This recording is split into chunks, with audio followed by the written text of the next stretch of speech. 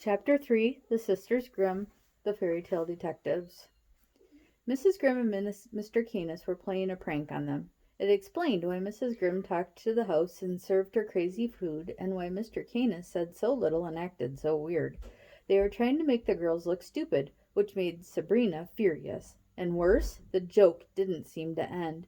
They spent the rest of the day traipsing over the field for more clues until Mrs. Grimm looked at her wristwatch and said they'd better get home for dinner. At the house, Mrs. Grimm prepared a huge plate of meatballs for the girls, complete with purple gravy, the recipe for which she claimed she'd gotten from a Tibetan monk. Too hungry to resist, Sabrina cut a meatball in half to make sure there weren't any poison pills inside, and finding none, took a bite. It tasted like pizza. She devoured the plateful and was working on seconds when Mrs. Grimm joined them, placing a weathered old book on the table. "So we've got a mystery on our hands, Lieblings. We should do some research. A good detective always does her research. Let's see, giants. What do we know about them? Oh, here's one. The tailor and the giant, she said as she flipped through the pages. Okay, you've had your fun, Sabrina said fiercely. Don't you think you're a little old to fall for don't you think we're a little old to fall for your joke? Mrs. Grimm looked up from her book in astonishment. You can't really think it was a giant, Sabrina cried. Well, of course I do, the old woman replied without blinking. Granny, there's no such thing as giants, Daphne said between bites of meatball. Oh dear, I knew your father wanted to distance himself, but I never imagined he wouldn't have at least taught you the basics, the old woman said. No wonder you two have been looking at me like I'm crazy. What are you talking about? Sabrina cried. I'm talking about this, Mrs. Grimm said as she flipped the book to its first page. Grimm's Fairy Tales? Daphne read aloud. The old woman flipped to the next page. On it were portraits of two very ugly men. Do you know who these men are? She asked. The girls looked at the portraits but said nothing. They didn't look familiar to Sabrina. These men were Jacob and Wilhelm Grimm, also known as the Brothers Grimm. Wilhelm was your great-great-great-great-grandfather, said the old woman as she pointed to the portrait of a thin man with a large nose, tiny eyes, and long hair. Grimm's Fairy Tales? The fairy tale guys? Daphne cried. Yes, Liebling, the fairy tale guys. But there's nothing in this book that's a fairy tale. This is a history book. Every story is an account of something that really happened. The girls looked at each other, unsure of what to say. Back when Jacob and Wilhelm were alive, fairy tale creatures were still living among people, Mrs. Grimm continued. You could still wake up and find a giant beanstalk in your farm, or pixies in your barn, or see a group of knights fight a dragon. But things were changing. For a long time, a tension had been building between humans and the fairy tale creatures. Ever-afters were being persecuted, even arrested or forced into hiding, just because they were different. Magic was banned and dragons were captured and caged. Their brothers realized that the age of fairy tales might be coming to an end, so they set out to document as many stories as they could for posterity's sake. Some of the things they wrote about in their book happened hundreds of years before they were born, while others, Jacob and Wilhelm, witnessed themselves. Naturally, as they collected these tales, they made a lot of friends of ever-afters. What's an ever-after? Daphne asked. That's what fairy tale creatures call themselves. After all, fairy tale creature implies that they are all some sort of monster or animal. Many of them are humans, or once were, before a spell changed them. They can be quite touchy about it. So, like generations of poor and persecuted before them, many ever-afters decided to move to America. Back then, so much of this country hadn't been settled that for a group of folks trying to keep a low profile, it seemed like the ideal place to live and thrive. Wilhelm acted as their ambassador. He found ships and used his connections to buy 5 square miles on the Hudson River. The ever-afters built their town on the land. More ever-afters came here from all over the world, and for a long time everyone lived together in peace. But inevitably human beings started to move into Fairyport Landing, and soon the ever-afters felt endangered again. Wilhelm tried to convince everyone that there was nothing to worry about, but a small and vocal group of rebels argued that it was just a matter of time before they would be persecuted again. They saw humanity as an infestation that needed to be rooted out at the source and began tormenting the humans who had once been their friends. That's not nice, Daphne said. I agree, but fear can make people do terrible things. Wilhelm tried everything he could, but the rebels' popularity and numbers were growing. It wasn't long before a plan was discovered by Wilhelm to conquer Cold Springs, the next town over, and make it part of Fairyport's territory. Desperate to prevent what would surely be an all-out war between ever-afters and humans, Wilhelm went to the most powerful witch in town, Baba Yaga. Together they cast a spell on the town, preventing any of the ever-afters from leaving. And then what? Daphne asked. Sabrina watched her sister's widening eyes. She seemed to believe every word the old woman had said, and even if she didn't really, the little girl was happy enough to want to believe it. Then the problems really began, especially for Wilhelm, the old woman said. You see, to get Baba Yaga to cast such a powerful spell, Wilhelm had to sacrifice something of his own. Magic always has a price, and what the old witch wanted was a price that hangs over our family to this day. A Grimm must stay in Fairyport Landing, just like the ever-afters, as long as the spell is intact. It's the reason I couldn't come to the orphanage and get you myself. Isn't there something that can break the spell? Asked Daphne. Yes, there is, Mrs. Grimm said as she shifted in her chair. The spell will be broken when the last member of this family is dead. When there are no more Grimms, the ever-afters will be free. What a bummer, Sabrina said. Indeed, Mrs. Grimm said, ignoring Sabrina's sarcasm. But we make the best of it, and so do most of the ever-afters. They keep a low profile, buying homes and starting businesses. Some have families, and have even given up their magical power and positions in hopes of living more normal lives. And with a couple of exceptions, things have been pretty peaceful in Fairyport Landing between humans and ever-afters. But just look through Jacob and Wilhelm's book and the books of Hans Christian Andersen, Andrew Lang, Lewis Carroll, Jonathan Swift, and countless other chroniclers of ever-afters, shows you how fragile the peace is, and that trouble could be right around the corner. So, like Wilhelm, we have the responsibility to keep this pot from boiling over. We watch the town, investigate anything strange or criminal, and document what we see, so that when we are gone, our children will know what we went through. Think of us as detectives. Someday I'll pass it all on to you, as your Opa Basil passed it on to me when he died. It's your destiny. We are Grimms, and this is what we do. But why didn't you pass it on to Dad? Daphne wondered. Your grandfather lost his life because of our responsibilities, the old woman said as she lowered her eyes.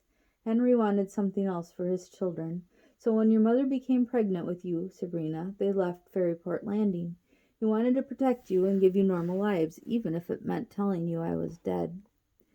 Don't talk about my mom and dad like you knew them, Sabrina shouted. The rage inside her was bubbling over. I've sat here and listened to your silly story, but you're not going to tell a fairy tale about my parents. The old woman was startled and tried to stammer out an answer, but Sabrina wouldn't let her. She had Mrs. Grimm on the ropes, and she wasn't going to let her up. You are not our grandmother, the girl raged. Our grandmother died before we were born. My dad told us so. Your dad lied to you, Liebling. Henry tried to run from his destiny. He didn't want this life for you, but it is your destiny as well. Your being here is evidence enough that it is impossible to escape. You'll see the truth soon enough, and when you do, we will prepare you for what lies ahead. My father never told a lie in his life, Sabrina cried. The old woman laughed as she got up from the table. It sounds like he hid more from you than the family history. I'm sure you need some time to let this sink in, and I have some things I need from upstairs. We're going to the hospital to see the poor farmer who owned that house. He might be able to tell us more about what he saw. She left the room and went up the stairs, where the girls could hear the jingling of keys and knew she was opening her secret room. That woman is a lunatic, Sabrina whispered. She is not, Daphne cried. What's a lunatic? A crazy person. She thinks people live in the woods. She's nailed all the windows shut. She talks to the house, and now she thinks fairy tales and giants are real. We can't stay here. What if I don't want to go? You don't get a say. Mom and Dad put me in charge when they weren't around, and you have to do what I tell you to do. You're not the boss of me. Daphne crossed her arms in front of her chest and huffed indignantly. We're out of here as soon as I see a chance, Sabrina declared. After dinner, they were off to the hospital, with Mr. Canis driving again. Asking the old woman questions was pointless, as the car was as loud as ever. Once they had arrived at the hospital and Mr. Canis had turned off the engine, Mrs. Grimm said to the children, "Okay, let's review what we know so far. We don't get confused. It's important for detectives to review their clues." The previous night was catching up with Sabrina. She was so tired she didn't even have the energy to argue. First, a farmhouse was destroyed by what appears to have been a giant's foot. A footprint surrounded the destruction, Mrs. Grimm continued. Second, a giant beanstalk leaf was found at the scene, a definitive sign of a giant, and that it's been touched by a giant. How do you know that? Sabrina asked. Because Elvis smelled its scent on the leaf. How does Elvis know what a giant smells like? Because, Mrs. Grimm said, pulling the brown fabric out of her handkerchief that she held under the dog's nose that morning, he smelled this. It's cloth from a giant's trousers. Take a sniff. Daphne smelled the piece of cloth and looked as if she might be sick. Egad! Everything has its own peculiar scent, but giants are really stinky, the old woman explained. Everybody and everything they touch will stink like them, too. I knew Elvis's nose would help find us a clue. This is nonsense, Sabrina said with equal amounts of scorn and exhaustion. Mrs. Grimm ignored Sabrina's protests. Of course, there's also the lens cap from a video camera we found on the hill overlooking the farm. My guess is the criminal wanted to videotape the giant when he arrived. And lastly, Mayor Charming showed up, and he's... Is Mayor Charming Prince Charming? Daphne asked. Why, yes, Liebling, the little girl squealed in delight. We met a celebrity! Mrs. Grimm chuckled and then broke into a full laugh when she noticed the scowl on Mr. Canis's face. As I was saying, Mayor Charming showed up and tried to get us to give up our investigation, Mrs. Grimm continued. If this were just an accident, he wouldn't have bothered to come by and check on it. When he first arrived, he was angry that someone he called the Three hadn't done a good job cleaning up the place, Daphne offered. The Three isn't a person. They're a coven of witches. Glinda, the Good Witch of the North, Morgan Le Fay, in the gingerbread house, witch, Frau Pfkuchenhaus. They work for the mayor. He calls them magical advisors, but they really just sweep whatever trouble there is under the carpet.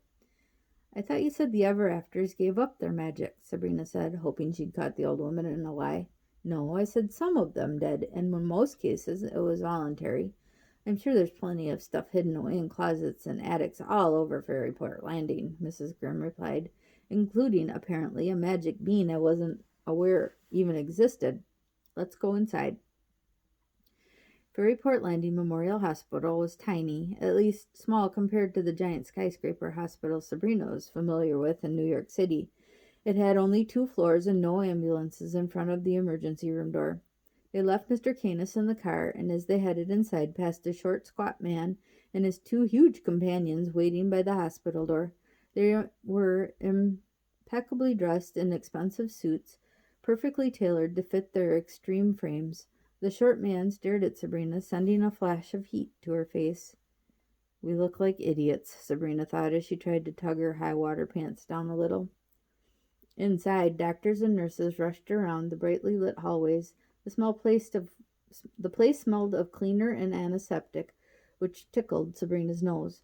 The 3 Grimms managed to maneuver through the chaos and approached the information desk, where a portly receptionist sat talking on the phone. He had a large round face and a toothy grin, and when he saw them, he put the phone to his chest and smiled. Can I help you, ladies? We're here to see Thomas Appleby. He was in an accident recently, Mrs. Grimm said. Oh, yes, the man whose house blew up.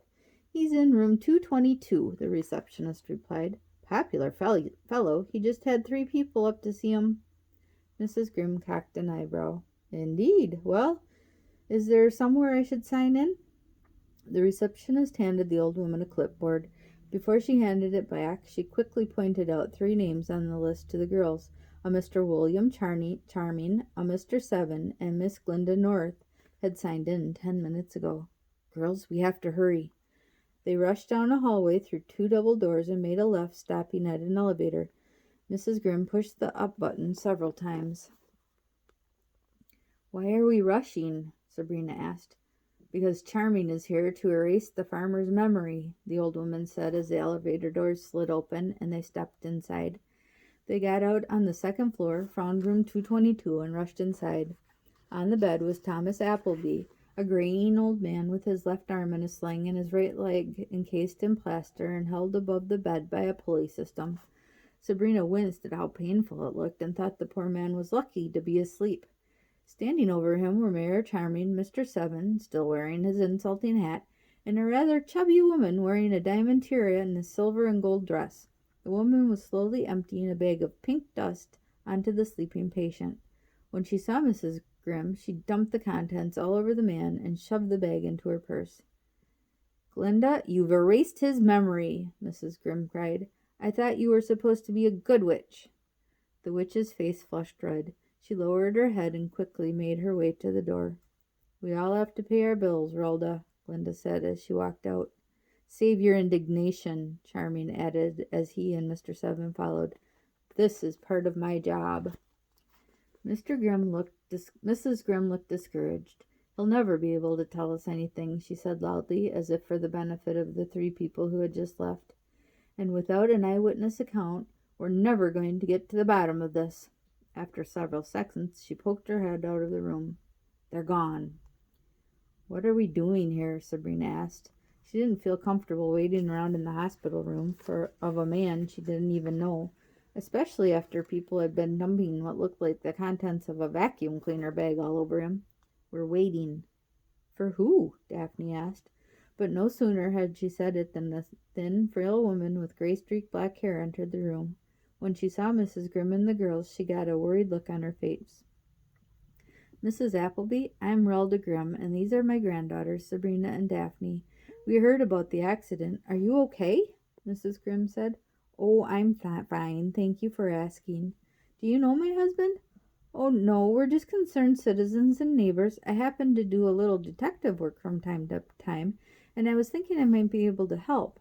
How is your husband? Mrs. Appleby gazed down at the broken man and smiled sadly. To be honest, I'm a little worried about him. He was raving earlier. The doctors gave him a sedative to calm him down. Wait a minute, he's waking up, she said as he began to stir. He opened his eyes and looked at the 3 strangers in the room. Thomas, how are you feeling?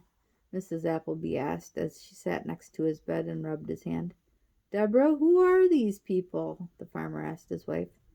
They're with the police, Mrs. Appleby replied. Mrs. Grimm stepped forward. Not the police, dear. I'm a detective of sorts. Mr. Appleby, my name is Rhoda Grimm, and these are my granddaughters. I'm very glad to see you aren't too badly injured, considering. You 3 are detectives? Mr. Appleby looked from Mrs. Grimm to the children, eyeing them suspiciously. Yes, Mrs. Grimm said, causing Daphne to physically swallow with pride. Well, I think a crime has been committed, Mrs. Grimm, Mr. Appleby said. You do? They should arrest whoever dressed your granddaughters this morning. Thomas, stop it. I think they look adorable, Mrs. Appleby cried. I'm sorry. He's been a grouch since we got here. He doesn't like hospitals. Sabrina looked down at her goofy outfit and seethed with anger. Who would buy a girl who was almost 12 a shirt with a monkey on it? Well, what can I do for you, Mrs. Grimm? Mr. Appleby grunted. Do you remember anything about the accident? The old woman said. What accident? The farmer asked. Mrs. Grimm frowned. What accident? Mrs. Appleby exclaimed. Thomas, the house has been destroyed and I found you lying in the yard. I don't know what you're talking about. There's nothing wrong with the house, Mr. Appleby argued. Oh dear, the painkillers are really doing a number on you, Mrs. Appleby said, shifting anxiously in her seat. The farmer returned his wife's stare with an innocent look. Mrs. Grimm, I don't think my husband's up to discussing the case right now, his wife said. I understand. Perhaps you might have a moment to spare for us, then? Of course, Mrs. Appleby gestured for them to follow her into the hallway. So sorry to trouble you, Mrs. Grimm said to the farmer as they walked toward the door. I do hope you feel better soon, Mr. Appleby. Daphne stopped and turned to the injured man. I like my outfit, she said, and stuck her tongue out. Mr. Appleby stuck his tongue out too, and the little girl stomped out of the room. He's acting very odd right now, Mrs. Appleby said when they were in the hallway. I'm considering taking him out of the hospital. Oh, I'm sure he's in good hands. So you said he was raving about something, Mrs. Grimm prompted. Oh, it's silly. He swore he'd seen a giant. Oh, well, wouldn't that be a sight? Mrs. Grimm chuckled. But I have a different theory about what happened, Mrs. Appleby exclaimed. There was a British man out to the farm several times asking if we would rent the place to him for a couple of nights. He said he needed the field for a special event, but only for a couple of days. At first he was very friendly, but when Thomas refused, he got quite nasty. Has he come back? Mrs. Grimm asked. Well, that's just it. A week later, he did come back and apologize for being so rude. He said he wanted to make it up to us, so he booked us into a fancy hotel in New York City, all expenses paid, and tickets to a Broadway show. We hadn't had a vacation in years. Farming's a tough business, so I accepted. How nice. Did you enjoy your vacation? Not at all. When I got there, I found that the hotel didn't have any record of our reservations, and the tickets to the show were counterfeit, Mrs. Appleby said angrily. You say you found out? Didn't your husband go with you? Mrs. Grimm said. Oh, no, Thomas doesn't care for the city much, Mrs. Appleby sighed, tears forming in her eyes. I took my sister. We had to use our own money for a hotel, and the only place with a room was infested with bedbugs. How dreadful, Mrs. Grimm sympathized. Mrs. Appleby, this man's name didn't happen to be Charming, did it? Oh, no, it was Englishman, the woman replied, sniffing. What did this Mr. Englishman look like? I'm sorry, I never saw him. Thomas had all the dealings with him. One last question, Mrs. Appleby. I'm sure you want to get back to your husband. Do either of you own a video camera? Mrs. Grimm took a clean handkerchief out of her handbag and offered it to the woman. Sabrina noticed that a soft pink powder fell from the handkerchief as the woman wiped her eyes. No, we don't. Mr. Appleby is a little tight with the money, if you know what I mean. Suddenly, Sabrina noticed a change in the woman's face. It seemed to wipe itself of all emotion, and her eyes drifted into a blank stare. I'm sorry, have we met? Mrs. Appleby asked, her voice distant. No, Mrs. Grimm replied, but I hear you had a wonderful trip in New York City. Okay, Mrs. Appleby said. Then she turned and went into her husband's room without saying goodbye. Mrs. Grimm pulled her notebook out of her handbag and jotted down some notes. So the plot thickens, she said with a wide smile. We can definitely say there was a giant now. There's no such thing as giants, Sabrina said, a bit louder than she meant to. The declaration echoed down the hospital hallway. Sabrina! Daphne shouted. You heard the woman, Sabrina said in a much lower tone. This Mr. Englishman wanted to rent their farm for some special event. When the farmer wouldn't agree, he lost his temper and blew the place up. Charmy's probably trying to cover this up because he's in on it. Sabrina, I'm proud of you, Mrs. Grimm said as she led them to the elevator. You have incredible skills of deduction. You looked at the clues and chose the most likely path to solve the crime. You're going to make a great detective. But how do you explain the footprint? Listen, I don't know where you live, but my sister and I are here on Earth where things can easily be explained without having to consider giants. Maybe whatever Englishman used to blow up the house caused the ground to sink. Brilliant. But there's a loose end in your theory. When someone blows something up, usually pieces fly everywhere. This house looked like it had been squashed from above, Mrs. Grimm pointed out. The elevator stopped and the Grimms stepped into the busy emergency room lobby. The house was stomped on, Daphne said. That's my theory, the old woman said as they left the hospital. And I know who is responsible. Who is it? Daphne squealed. I think you'll enjoy it more if it's a surprise. Well, hello, ladies, a voice said as three men emerged from the deep shadows that lined the pathway to the parking lot. They were the same men in suits who had been staring at them when they entered the hospital. The small dumpy one held on an iron bar that he kept smacking into his gloved hand. The men on either side of him stood like huge muscle-bound bookends to their much shorter leader. Good evening, Miss Gentlemen, Mrs. Grimm said calmly, despite the fact That one glance told Sabrina the men were trouble. "We hear you've been asking some questions about a certain piece of property," the dumpy leader said. Sabrina saw that his nose had been broken in 3 places. She could tell he wasn't a man to mess with.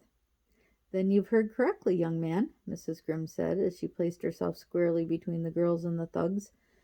Daphne grabbed her sister's hand and squeezed tightly, but Sabrina hardly noticed. She was too awestruck by the old woman's courage. "Well, if you know what's good for you, then you'll just forget about the whole thing," the leader said with a wicked grin that revealed the absence of a front tooth. "If I knew what was good for me, I wouldn't be in this line of work," Mrs. Grimm replied. "Now, if you'd be so kind to let us pass, I really must get my granddaughters out of the cold air." "In a minute, Relda," the leader grinned. "We just want to make sure you understand what we're trying to say." "I seem to be at a disadvantage, young man. You know my name, but I don't know yours, or better yet, who the unfortunate employer who hired the likes of you 3 is." The 2 big men grunted angrily, but the leader raised his hand to quiet them. "No need to get rude, Relda. We're just having a conversation, trying to avoid confrontation." "Boys," Mrs. Grimm said with the tone of someone who had lost her patience, "I want you to go back to your boss and tell him that he should know it takes more than 3 thugs to make me give up. Now, good night." She tried to pass the men, but as she did, the leader grabbed her jacket and pulled her close to his fat face. "Some people can't take a hint." Mrs. Green pulled out a little silver whistle from around her neck and blew on it, but no sound could be heard. When she put it back inside her dress, the bullies laughed. "I'm warning you, if you don't let us pass, you're going to regret it," she said. Sabrina's heart began to pound. How could Mrs. Grimm be so calm? These men were about to tear her apart. "Lady, it's you's going to have the regrets." That's the end of chapter 3. We'll see you tomorrow for chapter 4 of the Sisters Grimm.